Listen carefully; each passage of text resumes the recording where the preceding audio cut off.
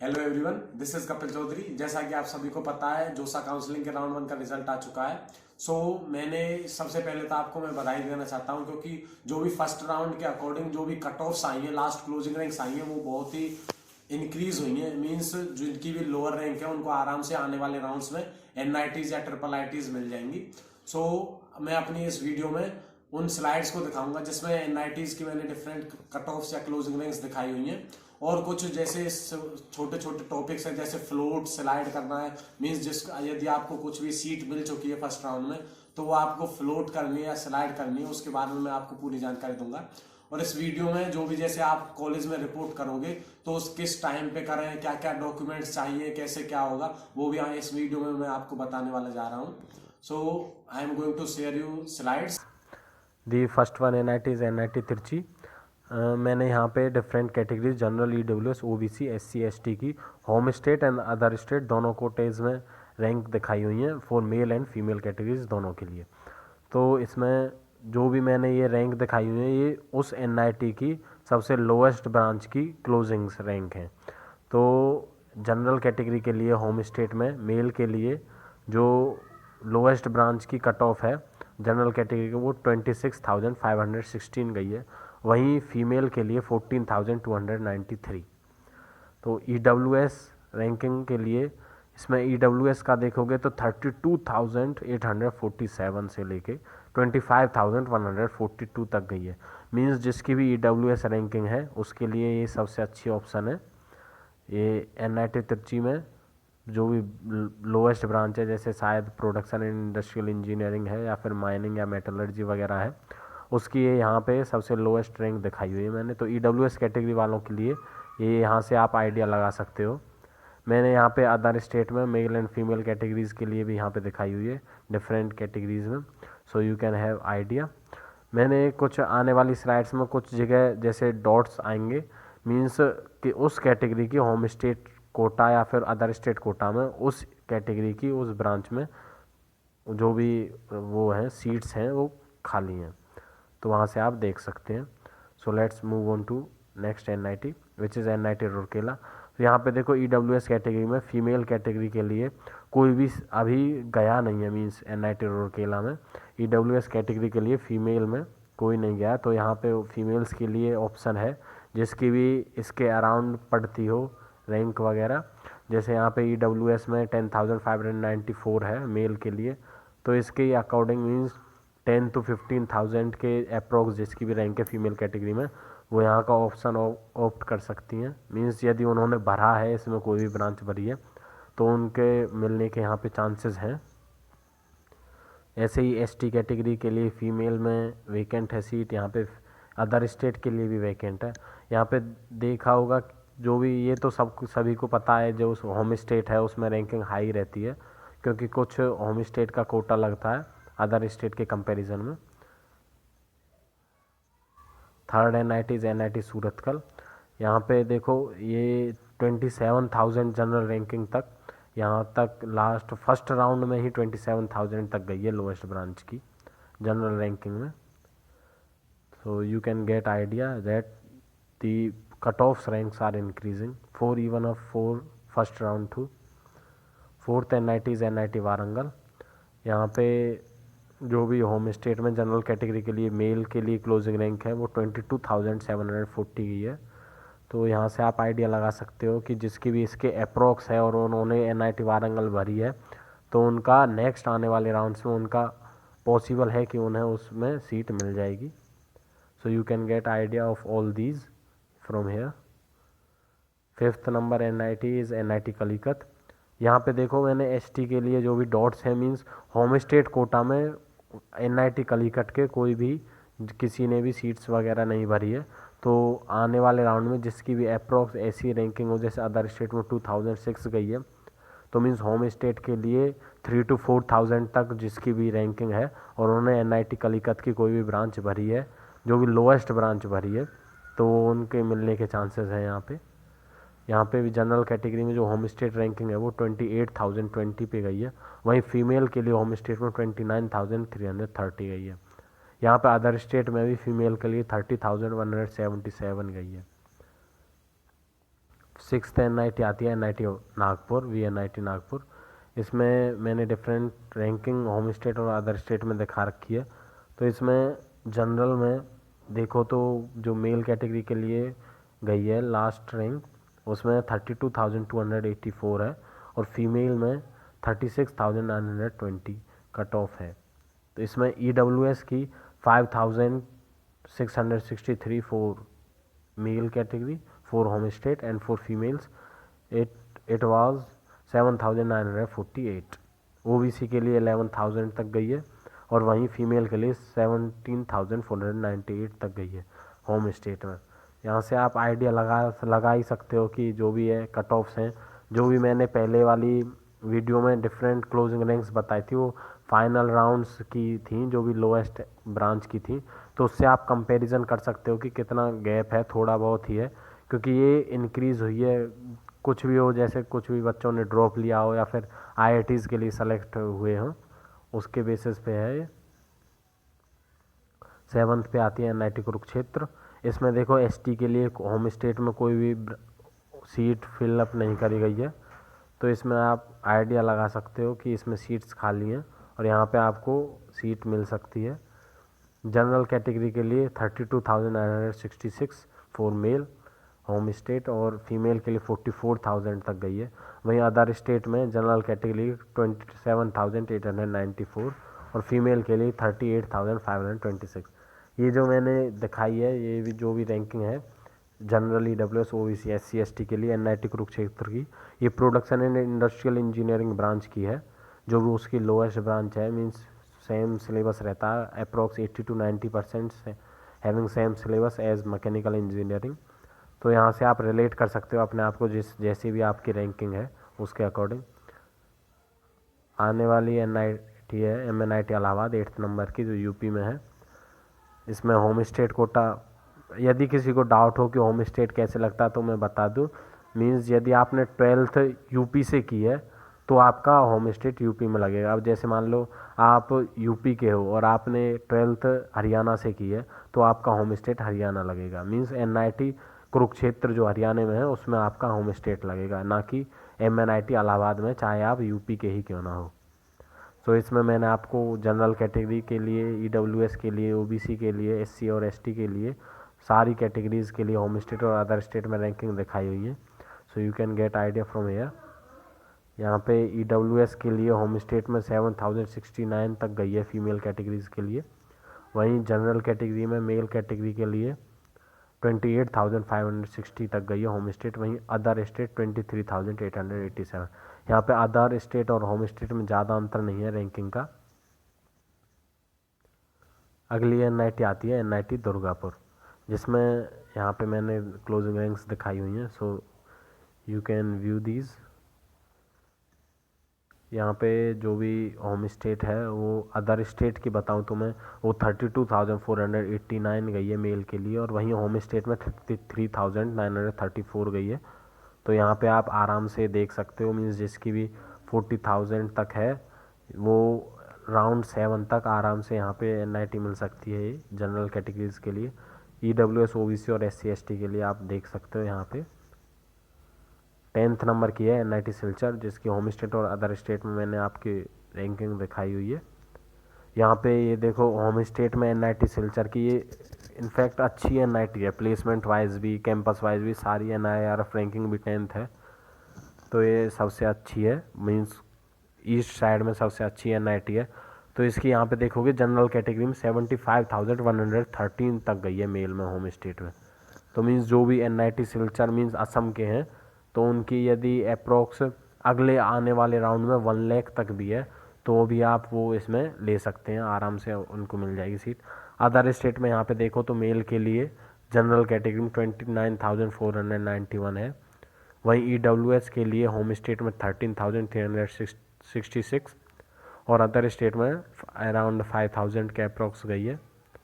OBC के लिए 41,162 गई है और वहीं अदर स्टेट में 8,657 गई है। यहाँ पे देखो ST के लिए ज़्यादा डिफरेंस नहीं रहता, जैसे कि यहाँ पे मेल के लिए 1,984 गई है और यहाँ अदर स्टेट में 1174 गई है, तो इसमें ज़्यादा डिफरेंस नहीं है एसटी कैटेगरीज के लिए। यहाँ पे देखो फीमेल के लिए 1051 गई है और अदर स्टेट में 1845 गई। तो इसमें ये क्यों गई है, मीन्स जैसे जो भी मान लो कोई भी लड़की है, होम स्टेट दिखाया है जिसने, उसकी रैंकिंग ही 1051 है, उससे ऊपर वाले लड़कियां उनका यहाँ पे उन्होंने या तो भरी नहीं है ये फिर एनआईटी, वरना अगर अदर स्टेट में 1845 तक हो सकता है तो मीन्स होम स्टेट में इससे ज़्यादा तक हो जाता जो भी सीट मिलती। 11th की आती है एनआईटी जयपुर। इसमें देखो इसमें उल्टा सिस्टम होता है, मीन्स जैसे आप किसी भी एनआईटीज़ में जाओगे तो उसमें क्या रहता है, होम स्टेट की रैंकिंग ज़्यादा रहती है और अदर स्टेट वालों की कम रहती है। तो एनआईटी जयपुर सब इनसे अलग है, जैसे कुछ और एनआईटीज़ हैं उनका भी इस अलग सिस्टम रहता है, मीन्स उनका क्या है, इनका अपोजिट सिस्टम है, मीन्स होम स्टेट की क्लोजिंग रैंक्स कम रहेंगी as compare to other state. जैसा कि यहाँ पे दिखा हुआ है, जनरल कैटेगरी के होम स्टेट में मेल कैटेगरी के लिए 27,601 पे रैंकिंग क्लोज हुई है और अदर स्टेट के लिए 28,226। तो मींस अदर स्टेट की जो भी रैंकिंग है वो ज़्यादा कम है वो as compare to home state.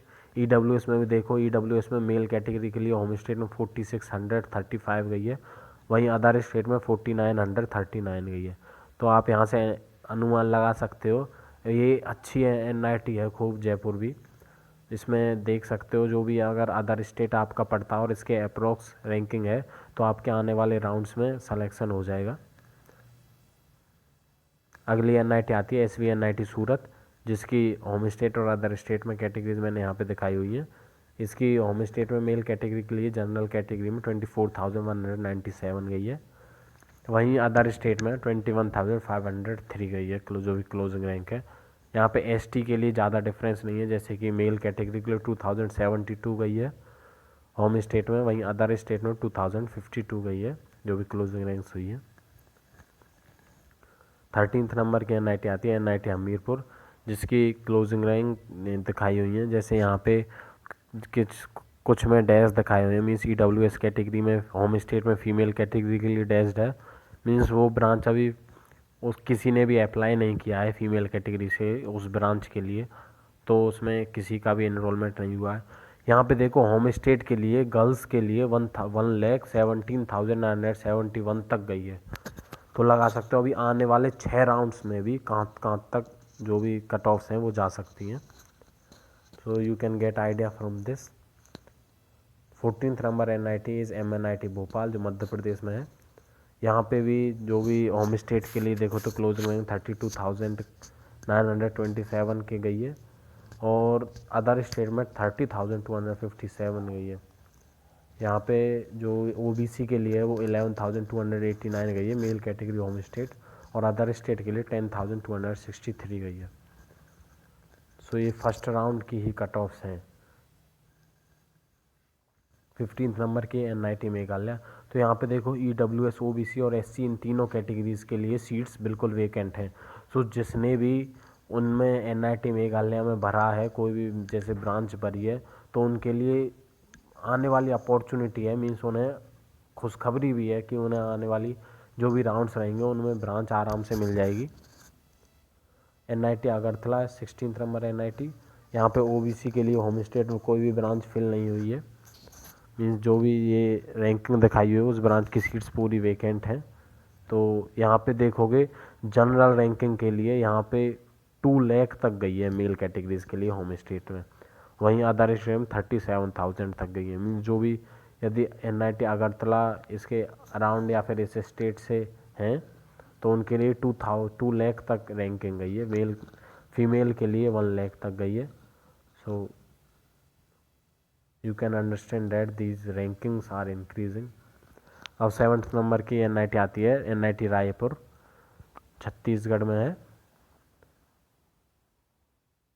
इसमें मैंने जनरल कैटेगरी के लिए होम स्टेट मेल में 69,000 तक गई है, वहीं अदर स्टेट के लिए 37,000 तक गई है। तो यहाँ पे ईडब्ल्यूएस में देखो, ईडब्ल्यूएस में 19,000 तक गई है। तो यहाँ पे आप देख सकते हो कि ईडब्ल्यूएस में 19,000 तक गई है, तो इसके अकॉर्डिंग मीन्स आने वाले राउंड्स में यदि 7th राउंड तक यदि आपकी 25K तक भी है तो भी इसमें आराम से आपका हो जाएगा। अब यहाँ पे 18th नंबर की NIT गोवा मैंने यहाँ पे दिखा रखी है आपको। इसमें जनरल कैटेगरी के क्लोजिंग रैंक 74,000 तक गई है, तो आप देख सकते हो होम स्टेट में। EWS के लिए 36,437 तक गई है, तो जिसकी भी अराउंड 40K तक भी है EWS के लिए होम स्टेट में और आपने अप्लाई किया है NIT गोवा के लिए, तो आपका इसमें आराम से एडमिशन हो जाएगा। OBC के लिए 90,013 गई है और फीमेल के लिए 53,643 गई है। वहीं अदर स्टेट में फीमेल के लिए 12,221 गई है OBC कैटेगरीज की closing rank. 19th number NIT Jamshedpur, इसकी डिफरेंट क्लोजिंग रैंक्स दिखाई हुई हैं, तो यहाँ पे आप आइडिया लगा सकते हो। मेल कैटेगरी के लिए जो जनरल कैटेगरी में क्लोजिंग रैंक गई है वो 36K593 तक गई है। वहीं अदर स्टेट में 32,441 गई है। 20th NIT is NIT Patna, so you can get idea है। इसमें NIT पटना अच्छी NIT है, तो फिल की हुई है सारे बच्चों ने, तो इसमें इसलिए कहीं भी डेस्ट वगैरह नहीं दिखाए हुए हैं। तो यहाँ पे जो भी होम स्टेट में क्लोजिंग रैंक गई है वो 32,313 गई है फॉर मेल कैटेगरी, और वहीं अदर स्टेट में 30,634 गई है। यहाँ पे होम स्टेट और अदर स्टेट में ज़्यादा अंतर नहीं है। 21st NIT is NIT Delhi, इसमें EWS कैटेगरी के लिए वेकेंट सीट्स हैं ब्रांच की, तो यदि आपने भरी है, जो भी लोएस्ट ब्रांच इस NIT में भरी है, तो आपको यदि उसमें इसके अराउंड जो भी रैंकिंग है तो आपको मिल जाएगी EWS में। यहाँ से आप जनरल से ही लगा सकते हो, जैसे मेल में 16,000 है तो उसमें आप देख सकते हो EWS के लिए, जैसे यदि 25K भी है यदि जनरल स्टेट में, तो EWS में जितनी भी आएगी उसके अराउंड आपको मिल जाएगी NIT राउंड्स के लिए।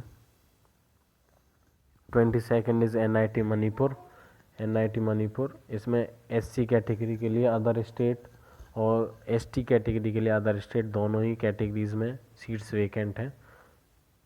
यहाँ पे देखो, यहाँ पे 1,21,784 तक गई है होम स्टेट में NIT मणिपुर की जो भी रैंकिंग है, मीन्स अराउंड 1.25 लाख तक आपको यहाँ पे सीट मिल जाएगी NIT मणिपुर में। 23rd is NIT Andhra Pradesh, home state में जो भी वो गई है कट ऑफ गई है वो जनरल कैटेगरी 35,648, इसमें मैंने EWS कैटेगरी में दिखाई गई है, मीन्स उसकी सीट्स वेकेंट हैं जो भी लोएस्ट ब्रांच है NIT आंध्र प्रदेश की। तो यहाँ पे जो भी NIT आंध्र प्रदेश मीन्स जिसका होम स्टेट आंध्र प्रदेश है और उसकी अराउंड 35,000 के अप्रोक्स है। इसमें देखो अदर स्टेट वालों का ज़्यादा रैंकिंग है, मीन्स यदि अदर स्टेट से हो आप और आपकी क्लोजिंग रैंक यदि होम स्टेट के से ऊपर जा रही है, मीन्स जैसे NIT जयपुर का सिस्टम था ऐसे ही NIT आंध्र प्रदेश का है, तो आंध्र प्रदेश से जो भी टच में स्टेट्स हैं उनके लिए भी ये है। 24th इज़ NIT उत्तराखंड, इसमें मैंने दिखाई हुई है EWS के लिए seats are vacant, so you can get idea from these. 25th is NIT Jalandhar, इसमें जनरल के लिए होम स्टेट के लिए क्लोजिंग रैंक मेल कैटेगरी के 57,562 तक गई है। वहीं अदर स्टेट में 34,712 गई जनरल कैटेगरी के लिए फॉर मेल कैटेगरी। यहाँ पे होम स्टेट में ST कैटेगरी के लिए वेकेंट्स हैं seats. 26th is NIT Puducherry, तो यहाँ पे आप देख सकते हो, आइडिया लगा सकते हो, यहाँ पे होम स्टेट EWS कैटेगरी की सीट्स वेकेंट हैं। अदर स्टेट ने भरी है जिसकी ranking closing rank male category की 5,084 तक गई है, वहीं फीमेल कैटेगरी के 6,101 तक गई है।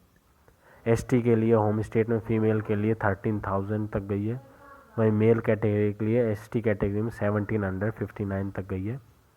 27 इज़ NIT सिक्किम, तो यहाँ पे आप देखो, यहाँ पे जनरल कैटेगरी के लिए रैंकिंग कितनी गई है 6,65,151 even in the first round. तो यहाँ से आप देख सकते हो NIT सिक्किम होम स्टेट के लिए कितना फ़ायदा है होम स्टेट वालों को। OBC में भी 3,92,845 तक गई है, तो यहाँ से आप अनुमान लगा सकते हो। अदर स्टेट में 10,049 तक गई है OBC में मेल कैटेगरी के लिए, वहीं अदर स्टेट में जनरल कैटेगरी के लिए 34,000 के अप्रॉक्स गई है। 28 इज NIT श्रीनगर, इसमें भी देखो जनरल कैटेगरी के लिए 72K तक गई है। वहीं अदर स्टेट में देखो, अदर स्टेट में कितने तक गई है, 3,93,978। यहाँ से आप देख सकते हो अदर स्टेट की रैंकिंग ज़्यादा है। ये 39,000 होगा, ये 39,397, ये बाय मिस्टेक लिख दिया है, एक 8 इसमें पिछले वाला। EWS का देखो, EWS का होम स्टेट में 23K तक गई है, वहीं अदर स्टेट में 6,390 तक गई है। वहीं OBC में होम स्टेट के लिए 1,71,000 तक गई है। तो देख सकते हो OBC जिसकी भी NIT श्रीनगर भरी है और OBC कैटेगरी से है, होम स्टेट लगता है जिसका, उसकी 1,71,000 तक आराम से आ रही है यहाँ पे। 29th is NIT Arunachal Pradesh. सो यहाँ पे EWS कैटेगरी के लिए सीट्स वेकेंट हैं लास्ट ब्रांच के। इसमें देखोगे तो होम स्टेट में जनरल कैटेगरी के लिए जो लास्ट कट ऑफ गई है वो 1,12,033 तक गई है। वहीं अदर स्टेट में 35K तक गई है मेल कैटेगरी के लिए। तो यहाँ पे आप देख सकते हो, स्क्रीनशॉट्स वगैरह ले सकते हो, फिर अनुमान लगा सकते हो कि उन्होंने आपने भरी है या फिर नहीं भरी है। 30th is NIT Mizoram. EWS category खाली है, SC कैटेगरी खाली है होम स्टेट के लिए, और अदर स्टेट के लिए भी फीमेल्स कैटेगरी के लिए EWS खाली है, SC खाली है, ST खाली है। तो यदि आपने ये भरी है तो आपको आराम से मिल जाएगी। Now the last and final NIT is NIT Nagaland. इसमें देखो जनरल के लिए होम स्टेट में तो सारी ही खाली हैं, अदर स्टेट की ही भरी हुई हैं ये जो भी हैं।